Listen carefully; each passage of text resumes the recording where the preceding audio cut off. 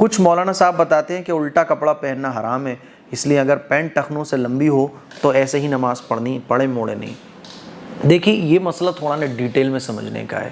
اللہ کے نبی صلی اللہ علیہ وسلم نے ٹخنے سے نیچے کپڑا رکھنے سے مردوں کو منع فرمایا۔ حضور نے ارشاد فرمایا کہ جو کپڑا ٹخنے سے نیچے ہوتا ہے وہ جہنم میں ہوتا ہے۔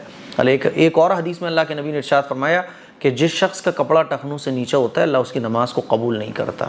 تو اسی لیے فقہاء نے لکھا ہے کہ پہلے تو لباس سلوانا ہی نہیں چاہیے ٹخنوں سے نیچے کا، ٹخنوں سے نیچے کپڑا رکھنا یہ حرام ہے، ناجائز ہے، گناہ کبیرہ ہے، ٹھیک ہے۔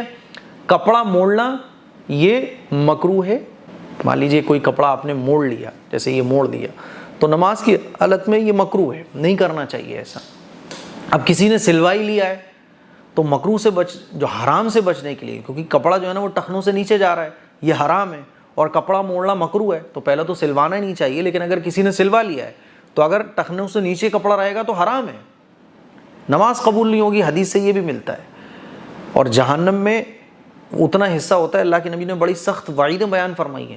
تو اس حرام سے بچنے کے لیے موڑ لو بھیا، کم از کم مکروہ کا ہی تو گناہ ہوگا تمہارے نام اعمال میں۔ جب تم نے سلوا لیا کپڑا، نماز پڑھنے بھی تم آ گئے تو کم از کم مکروہ کا گناہ ہوگا، حرام سے تو بچ جاؤ گے، اسی لیے کہا گیا کہ اس کو موڑ سکتے ہیں، ٹھیک ہے۔